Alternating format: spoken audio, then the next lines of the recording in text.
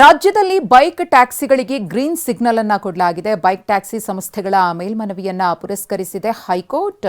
ಸರ್ಕಾರ bike ಟ್ಯಾಕ್ಸಿಗಳಿಗೆ licence ನಿರಾಕರಿಸುವಂತಿಲ್ಲ ಅಂತ ಆದೇಶವನ್ನ ಹೊರಡಿಸಿದೆ. ಬೈಕ್ ಟ್ಯಾಕ್ಸಿ ಅಗ್ರಿಗೇಟರ್ಗಳು ಅನುಮತಿಯನ್ನ ಕೋರಿ ಅರ್ಜಿಯನ್ನ ಸಲ್ಲಿಸಿದ್ರು.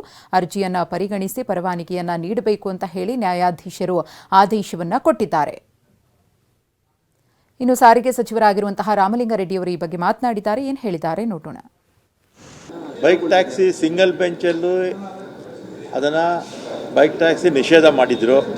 ಆಮೇಲೆ ಡಬಲ್ ಬೆಂಚಲ್ಲಿ ಸಿಂಗಲ್ ಬೆಂಚು ಏನು ಜಡ್ಜ್ಮೆಂಟ್ ಕೊಟ್ಟಿದ್ದಾರೆ ಅದನ್ನು ಸ್ಕ್ವಾಶ್ ಮಾಡಿದ್ದಾರೆ. ಮತ್ತು ರಿಟ್ ಅಪೀಲು ಅಲೋ ಮಾಡಿದ್ದಾರೆ. ಜಡ್ಜ್ಮೆಂಟ್ ಕಾಪಿ ಬರಲಿ, ಬಂದ ಮೇಲೆ ಆಮೇಲೆ ಮಿಕ್ಕಿದ್ದು ನಿಮ್ಮ ಹತ್ರ ಮಾತಾಡ್ತೀನಿ. ಅವ್ರ ಜಡ್ಜ್ಮೆಂಟ್ ಏನು ಕೊಟ್ಟಿದ್ದಾರೆ ಅದನ್ನು ನೋಡ್ಕೊಂಡು ನೋಡೋಣ. ಅವ್ರ ಜಡ್ಜ್ಮೆಂಟ್ ಕಾಪಿ ಕೊಡಲಿ. ಜಡ್ಜ್ಮೆಂಟ್ ಕಾಪಿ ನಾನು ಇನ್ನೂ ನೋಡಿಲ್ವಲ್ಲ.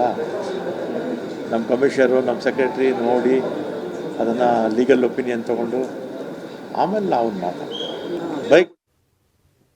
ಇನ್ನು ಬೈಕ್ ಟ್ಯಾಕ್ಸಿ ರದ್ದು ಮಾಡಿದ್ದ ಸರ್ಕಾರದ ಆದೇಶಕ್ಕೆ ಹೈಕೋರ್ಟ್ ತಡೆಯನ್ನ ಕೊಟ್ಟಿದೆ. ಹೈಕೋರ್ಟ್ ತೀರ್ಪಿಗೆ ನಟರಾಜ್ ಶರ್ಮಾ ಅವರು ಬೇಸರ ವ್ಯಕ್ತಪಡಿಸಿದ್ದಾರೆ. ಖಾಸಗಿ ಸಾರಿಗೆ ಸಂಘಟನೆಗಳ ಒಕ್ಕೂಟದ ಅಧ್ಯಕ್ಷ ನಟರಾಜ್ ಶರ್ಮಾ ಮಾತನಾಡಿದ್ದಾರೆ. ಏನು ಹೇಳಿದ್ದಾರೆ ನೋಡೋಣ.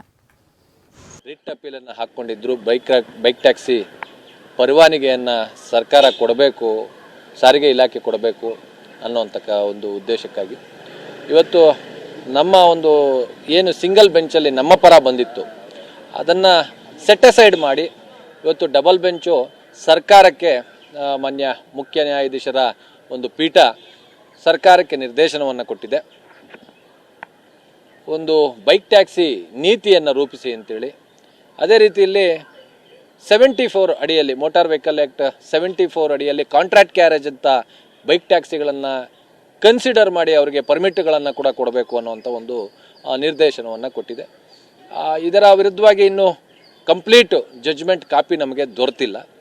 ಆದರೂ ಇವಾಗ ಪ್ರಸಕ್ತವಾಗಿ ಅದನ್ನು ಇವಾಗ ಮೇಲ್ನೋಟಕ್ಕೆ ನಾವು ಹೇಳಬೇಕು ಅಂತಂತಂದರೆ ಏನಿವತ್ತು ಆದೇಶವನ್ನು ಮಾಡಿದೆ ಗೌರವಪೂರ್ವಕವಾಗಿ ನಾವು ಕರ್ನಾಟಕ ರಾಜ್ಯ ಖಾಸಗಿ ಸಾರಿಗೆ ಸಂಘಟನೆಗಳ ಒಕ್ಕೂಟ ಆದ ಸದಸ್ಯರುಗಳು ಮತ್ತು ಪದಾಧಿಕಾರಿಗಳು ತಿರಸ್ಕರಿಸ್ತಾ